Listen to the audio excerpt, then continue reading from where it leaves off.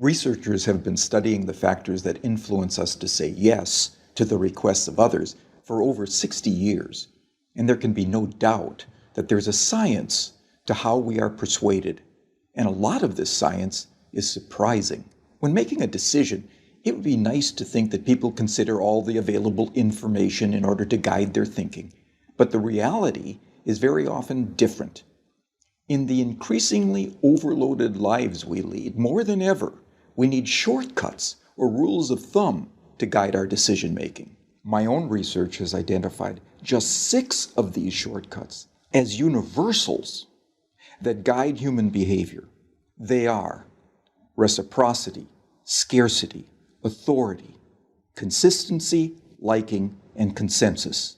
Understanding these shortcuts and employing them in an ethical manner can significantly increase the chances that someone will be persuaded by your request. Let's take a closer look at each in turn. So, the first universal principle of influence is reciprocity.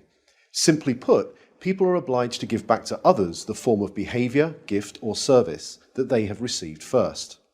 If a friend invites you to their party, there's an obligation for you to invite them to a future party you are hosting.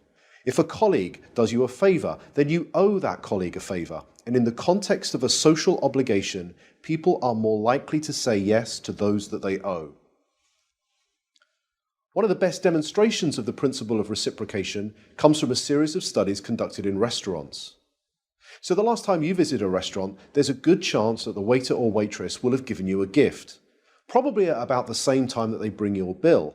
A liqueur perhaps, or a fortune cookie, or perhaps a simple mint. So here's the question. Does the giving of a mint have any influence over how much tip you're going to leave them?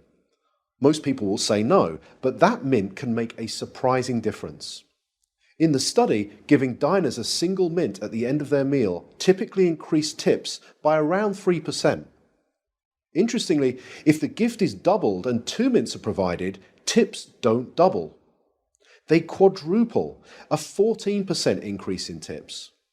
But perhaps most interestingly of all is the fact that if the waiter provides 1 mint, starts to walk away from the table, but pauses, turns back, and says, "For you nice people, here's an extra mint," tips go through the roof. A 23% increase, influenced not by what was given, but how it was given.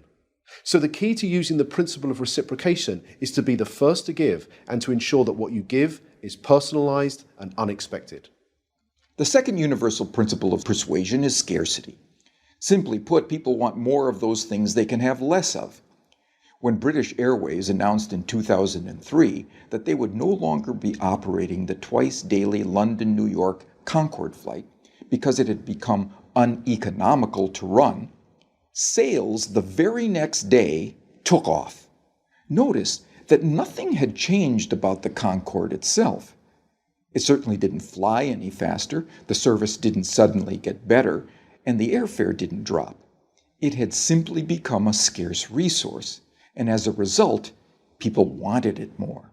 So when it comes to effectively persuading others using the scarcity principle, the science is clear. It's not enough simply to tell people about the benefits they'll gain if they choose your products and services. You'll also need to point out what is unique about your proposition and what they stand to lose if they fail to consider your proposal. Our third principle of influence is the principle of authority, the idea that people follow the lead of credible, knowledgeable experts. Physiotherapists, for example, are able to persuade more of their patients to comply with recommended exercise programs if they display their medical diplomas on the walls of their consulting rooms. People are more likely to give change for a parking meter to a complete stranger if that requester wears a uniform rather than casual clothes. What the science is telling us is that it's important to signal to others what makes you a credible, knowledgeable authority before you make your influence attempt. Of course, this can present problems. You can hardly go around telling potential customers how brilliant you are, but you can certainly arrange for someone to do it for you. And surprisingly, the science tells us that it doesn't seem to matter if the person who introduces you is not only connected to you, but also likely to prosper from the introduction themselves. One group of real estate agents were able to increase both the number of property appraisals and the number of subsequent contracts that they wrote by arranging for reception staff who answered customer inquiries to first mention their colleagues' credentials and expertise. So, customers interested in letting a property were told, "Lettings? Let me connect you with Sandra, who has over 15 years' experience letting properties in this area." Customers who wanted more information about selling properties were told, "Speak to Peter, our head of sales. He has over 20 years' experience selling properties. I'll put you through now." The impact of this expert introduction led to a 20% rise in the number of appointments and a 15% increase in the number of signed contracts. Not bad for a small change informed from persuasion science that was both ethical and costless to implement. The next principle is consistency. People like to be consistent with the things they have previously said or done. Consistency is activated by looking for and asking for small initial commitments that can be made. In one famous set of studies, researchers found, rather unsurprisingly, that very few people would be willing to erect an unsightly wooden board on their front lawn to support a Drive Safely campaign in their neighborhood. However, in a similar neighborhood close by, 4 times as many homeowners indicated that they would be willing to erect this unsightly billboard. Why? Because 10 days previously, they had agreed to place a small postcard in the front window of their home that signaled their support for a Drive Safely campaign. That small card was the initial commitment that led to a 400% increase in a much bigger but still consistent change. So, when seeking to influence using the consistency principle, the detective of influence looks for voluntary, active, and public commitments, and ideally gets those commitments in writing. For example, one recent study reduced missed appointments at health centers by 18%, simply by asking the patients rather than the staff to write down appointment details on the future appointment card. The fifth principle is the principle of liking. People prefer to say yes to those that they like. But what causes one person to like another? Persuasion science tells us that there are 3 important factors. We like people who are similar to us, we like people who pay us compliments, and we like people who cooperate with us towards mutual goals. As more and more of the interactions that we are having take place online, it might be worth asking whether these factors can be employed effectively in, let's say, online negotiations.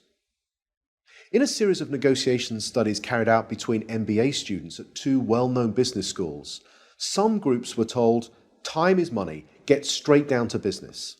In this group, around 55% were able to come to an agreement. A second group, however, were told, "Before you begin negotiating, exchange some personal information with each other. Identify a similarity you share in common, then begin negotiating." In this group, 90% of them were able to come to successful and agreeable outcomes that were typically worth 18% more to both parties.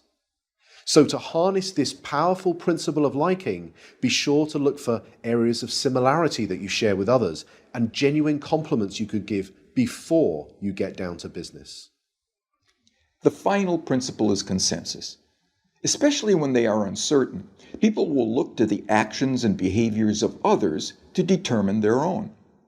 You may have noticed that hotels often place a small card in bathrooms that attempt to persuade guests to reuse their towels and linen. Most do this by drawing a guest's attention to the benefits that reuse can have on environmental protection. It turns out that this is a pretty effective strategy, leading to around 35% compliance. But could there be an even more effective way?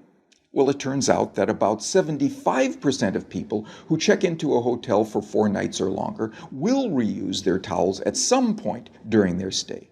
So what would happen if we took a lesson from the principle of consensus and simply included that information on the cards and said that 75% of our guests reuse their towels at some time during their stay, so please do so as well. It turns out that when we do this, towel reuse rises by 26%.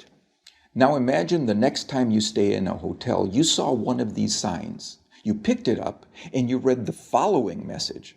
75% of people who have stayed in this room have reused their towel.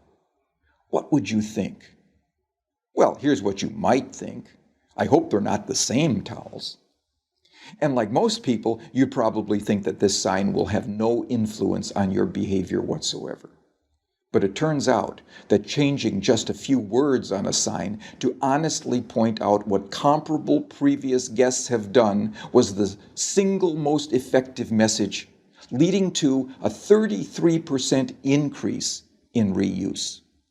So, the science is telling us that rather than relying on our own ability to persuade others, we can point to what many others are already doing, especially many similar others. So there we have it, 6 scientifically validated principles of persuasion that provide for small, practical, often costless changes that can lead to big differences in your ability to influence and persuade others in an entirely ethical way. They are the secrets from the science of persuasion.